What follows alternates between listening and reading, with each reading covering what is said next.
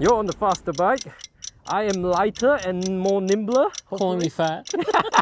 In a very Let's nice go, way. let's go. All right, 1, 2, 3, go!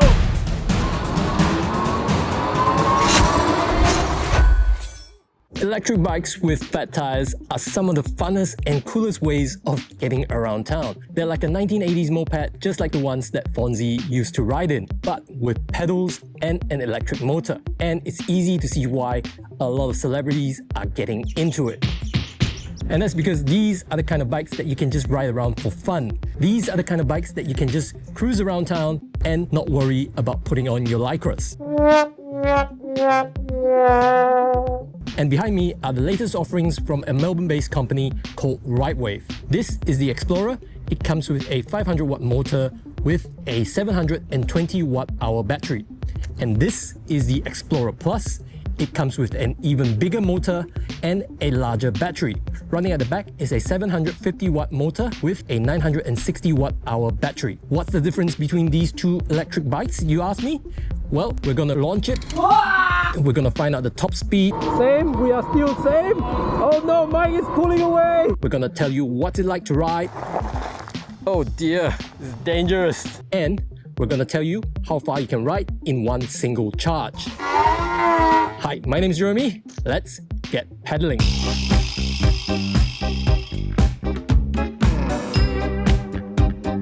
Now, interestingly, pedaling has got to be one of the best features on this bike. It is genuinely such a pleasure to pedal on these bikes, and that's because on all Ridewave Xplorer e-bikes, they all use something called a torque sensor, which looks like this. And they are usually housed in the bottom bracket. They are used to measure the force of your pedaling so that the bike knows how much power to send to the motor for pedal assist. Torque sensors are usually reserved for higher end e-bikes, typically ones with a mid-drive motor, and they are very uncommon to be seen on a hub motor like this. Torque sensors are also more energy efficient because it only gives you power when you actually put pressure on the pedal, and as a result they provide a more natural riding experience, especially when compared to a cadence sensor. Now, if you're wondering what the hell is a cadence sensor? Well, it's this little device here. It's a very simple device. There is a magnet that's mounted to the crank, and then there is a sensor that's mounted to the bike frame. And whenever these two come into contact, that's when the bike thinks that you've made a complete rotation, and that triggers the hub motor to send you some power. As long as the magnet and the sensor makes contact, you will receive some pedal assistance, which in the long run can chew up your battery. Don't die on me! Don't die, brother!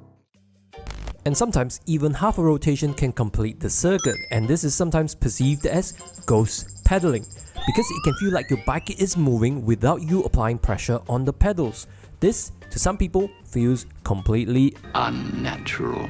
Now, a torque sensor, on the other hand, is able to sense the pressure that you're applying to the pedals, and therefore it's able to send you the appropriate amount of power you need, which is always proportionate to the effort that you're putting in, which gives it that natural riding experience. Now, before today, I've always heard that a lot of people have always preferred the natural riding and the battery efficiency of an e-bike with a torque sensor. And I've got to say, they're not wrong. But let us know which one do you prefer in the comment section below. Now, the Xplorer e-bikes come in two flavors. There is the basic Xplorer, which comes with a 500 watt hub motor and a standard battery of 720 watt hour, which is capable of 60 to 80 kilometers on pedal assist. And then there is the Xplorer Plus, which comes with a front suspension and a more powerful 750 watt hub motor and a larger battery. This one has a 960 watt hour battery, which is 33% more battery than the standard Xplorer. The Xplorer Plus will get you 80 to 100 kilometers range on pedal assist. The standard Explorer starts at $2,990 and the Explorer Plus is $600 more. Both of them come with a bright and colorful display that will show you your trip, your battery level, your speed, and there is a handy USB port on the side to help you charge your smartphone on the go. The whole thing is IPX65 rated, so it will handle most weather conditions. Now, they both come with twist throttle and puncture-resistant Kenda Crusade fat tires with reflective sidewall markers to help make you more visible when riding at night. And when you're riding at night, both of them come with super powerful, bright headlights. These are capable of 1700 lumens, which makes them perfect for night riding.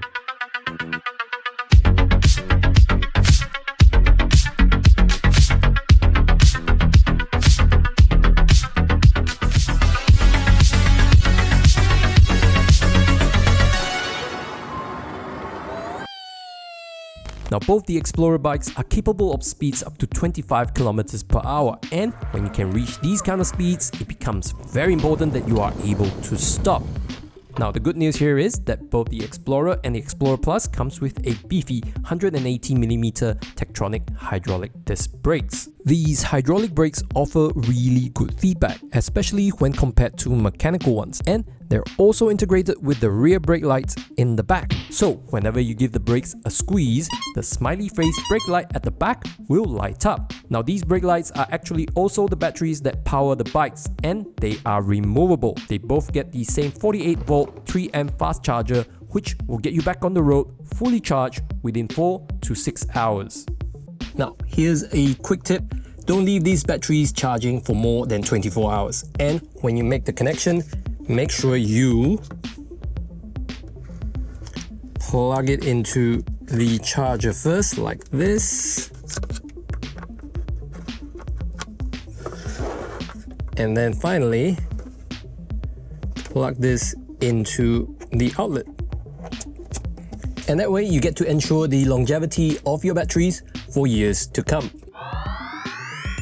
You can order the Explorer or the Explorer Plus both either as a step-through or a step-over model. The step-through model is obviously a much simpler way of hopping on and off the bike, and that's because whenever you want to stop, you can just jump in front of the bike and get off without destroying your gonad.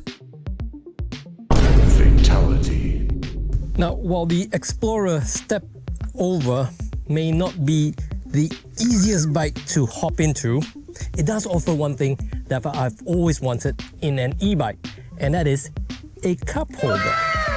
You see, there are many times where I bought a cup of coffee and I've walked back to the bike and realized that I have no place to put it, and then I have to gulp down the entire cup of coffee before setting off.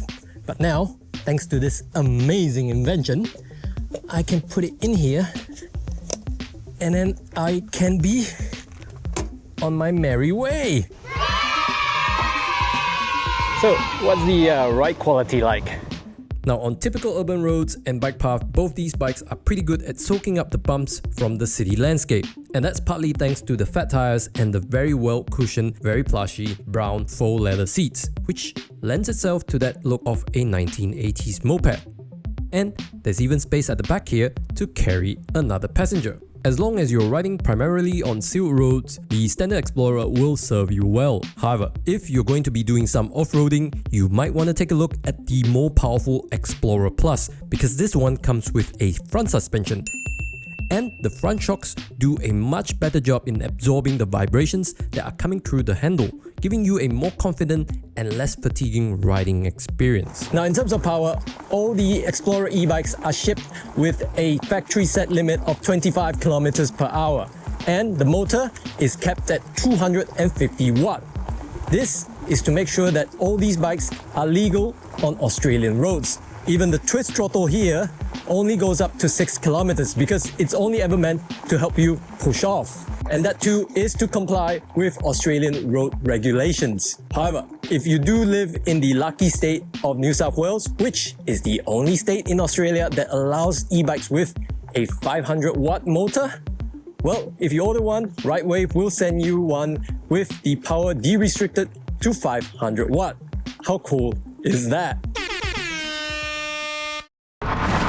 So, if you happen to find yourself on a private piece of land or a test track like this, you could unlock your bikes and put it onto sports mode, which will give it its full power. I am on the 500 watt bike and Mike is on the 750 watt bike.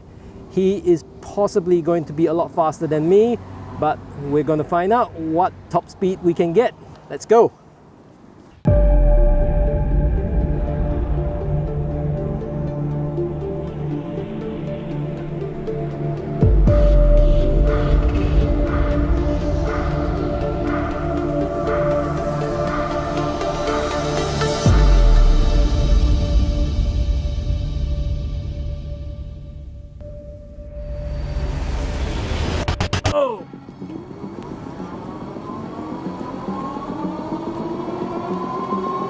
was 20, close. 22, same, we are still same. 28, Oh no, 30, Mike is pulling away. 32. Mike is pulling away.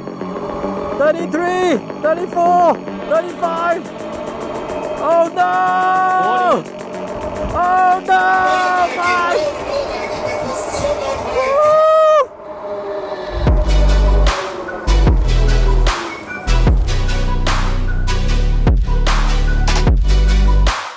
So, what did we just see here? Well, Mike in the Xplorer Plus with a 750 watt hub motor fully unlocked managed an incredible top speed of 40 kilometers per hour. And me in the standard Explorer, which has 250 watt less power than the Explorer Plus, maxed out at 36 kilometers per hour, which I think is still pretty good for a bike with a 500 watt motor. Now, there are 3 riding modes on this bike. They're called Eco, Tour and Sports.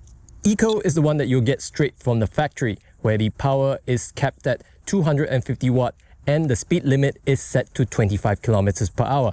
Even the twist throttle here will only get you up to 6 kilometers per hour. Now, in Eco mode, to tackle a hill like this, it's going to be a bit of a struggle. Let me show you. Even in the highest pedal assist, I am struggling to get up halfway through the hill. But there are 2 additional riding modes. Let me show you the other ones. Oh dear, this is dangerous. Fatality. Now in Tour mode, which is like medium power, on the Explorer, you'll get access up to 375 watt. And on the Explorer Plus, you'll get access to 500 watt, which is definitely crucial to getting up this hill. So here we go again. I'm on the highest pedal assist and getting up here is a lot easier. Yeah, we're almost there. Yes. There you are. This is how we did it in Tour mode. Now the third mode is called Sports mode. And going up this hill in Sports mode is going to be really a breeze. It's like you have superpowers. And like we've shown you, in Sports mode, you can get up to 40 kilometers per hour. Now this was how the bikes were delivered, and as you can see, they are very heavy, weighing around 38 kilograms each. And putting one together will roughly take you around 20 to 30 minutes depending on how handy you are. The good news here is that all the tools you need to put the bikes together is all provided for you in this here toolkit bag. So now all you have to do is just put the handlebar in, flip this 38 kilogram bike around, install the front wheels, and then install the pedals, flip the bike back around again, install the fenders, plug in the cables, plug in the batteries, and Bob's your uncle. Now both the Explorer e-bikes come with some freebies, like complimentary foot pegs for when you want to carry an extra passenger, there's a complimentary bike rack, a free helmet, and there's even complimentary touch-up paint. No, this is not for your nails. And they even throw in some stickers. Now, I think those freebies are worth at least 400 bucks. And it's those little things and care and thought that's what sets Ridewave apart from the competition in Australia. But which one of these bikes should you get? Should you get the Explorer or should you get the Explorer Plus? Well, let's break it down.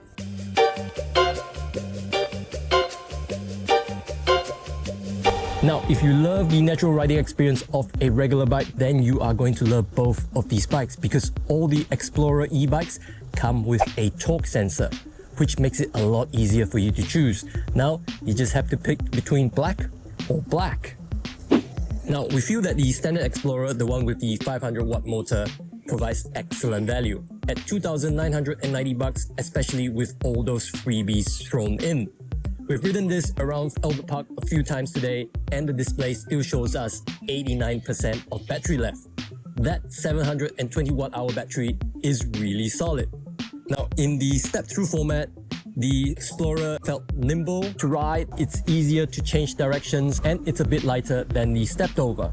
But if you're going to be riding on terrains where there is a lot of bumps and potholes, or if you want to ride for longer distance, then the Explorer may not be that suitable. That's where the Explorer Plus comes in. So on the Explorer Plus in the step over format, you are definitely getting a larger battery, which is good for those longer riding distances.